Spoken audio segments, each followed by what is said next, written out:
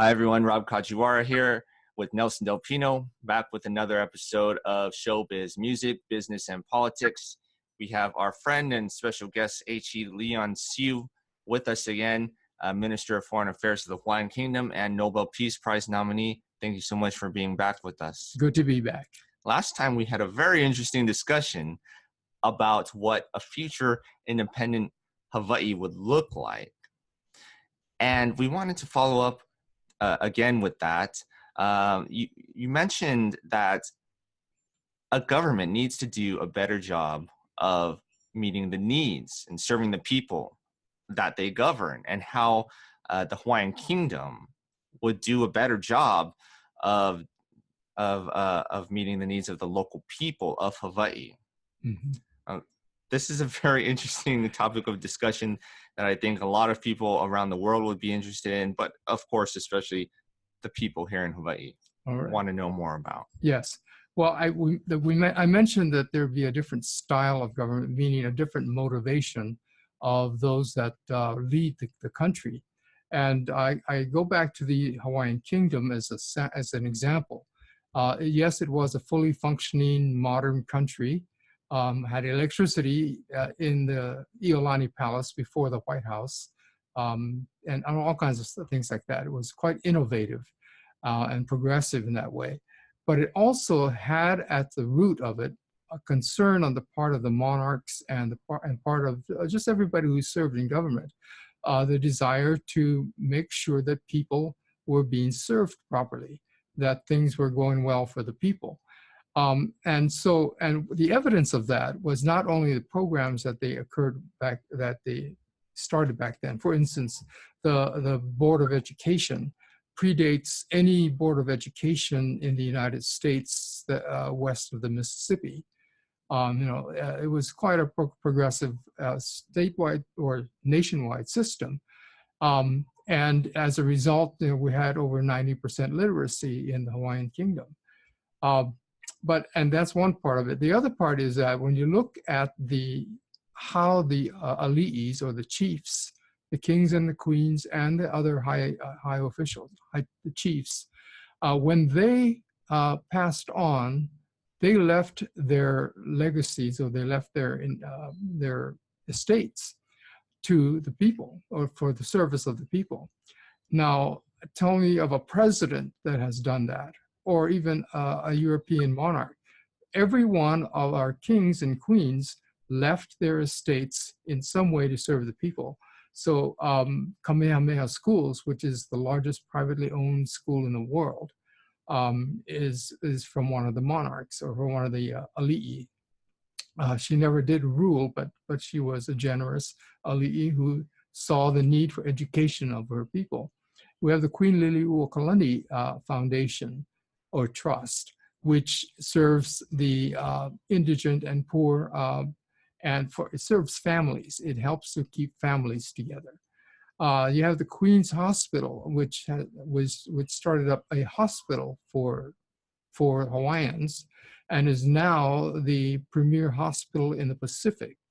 It is a first-class hospital, and that was started by a queen who decided that her people needed health care and needed to have health care provided for them. So she left her estate to do such a thing.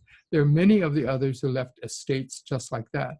So this is the style, or let's say, the spirit behind what I believe will resurface in a Hawaii that is independent and able to govern itself.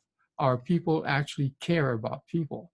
And I believe that our policies and our programs will all reflect that. Rather than say, just being perfunctory services, or being everything driven by the dollar. So we're looking, I think, at a different philosophy of leadership and of rulership than what we're presently seeing in many of the countries in the world. So what you're saying is the Hawaiian Kingdom would do a better job of benefiting the local people of Hawaii. Yes.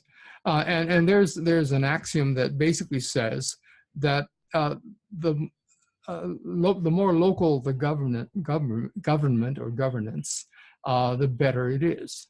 That is, the more in touch we are with the people and the spirit of the people, then the better the decisions will be made on behalf of the people.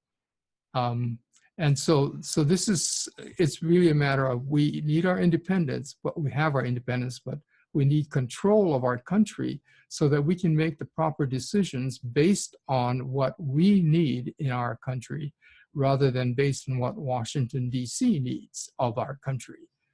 So, yeah, it doesn't make too much sense to have a bunch of people, predominantly older white males, in Washington, D.C., thousands of miles away from us here in Hawaii, making really important decisions on our behalf. And many of them thinking that we're insignificant and not important, and Pearl Harbor is the only significant thing about Hawaii. Not its people, not its beauty, nothing else, just simply Pearl Harbor. I posted on Twitter a little while ago that actually the distance between Hawaii and Okinawa is closer in terms of miles than Hawaii is from Washington, D.C. Mm-hmm. Can you believe that? Washington, D.C. is physically farther away from Hawaii 5,000 miles than away. Okinawa. Mm-hmm. Yes, and Washington, again, because of the lack of understanding of who we are, decisions will tend to be made according to who they are, it's understandable but not excusable, because every decision that's made in Washington, D.C. Regarding Hawaii does affect us, and many of the times it affects us in an adverse way. As well-meaning as their intentions may be, they still don't understand us, and they still don't understand what's needed here in the islands. They also don't understand, like you were saying, our relative relationship or physical relationship to Okinawa. We're also related to the rest of the Pacific. Those are our closest, compatriots in this world. And we're part of this enormous part of the world, covering 1/3 of the globe. That is the Asia Pacific, the Pacific Rim, and the Mid-Pacific states, as well as all that. I was discussing this a few months ago with a person. I said, we are a country or a territory that is all water with a few puddles of land here and there. And so, but we are basically a massive territory, and our people over generations, over thousands of years, have learned how to live in this situation. So when we talk about climate change and we talk about environmental concerns and all that, it's our people who have adapted to the various environmental challenges, the indigenous peoples everywhere who've learned to live with those changes. So rather than going and trying to manipulate nature to suit some kind of standard created in Washington, D.C., or say at UNESCO in Paris, or the United Nations in New York, the local people can actually deal with it a lot better.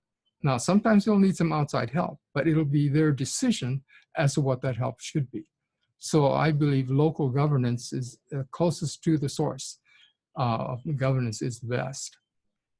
Fascinating discussion. Thank you so much for enlightening us. Mm-hmm. We're out of time for now, but we'll be sure to pick it up again soon. So if you like this video, please remember to give it a thumbs up. Please subscribe to our channel if you'd like to see more of our videos. Thank you for watching. We'll see you guys next time. Aloha. Aloha.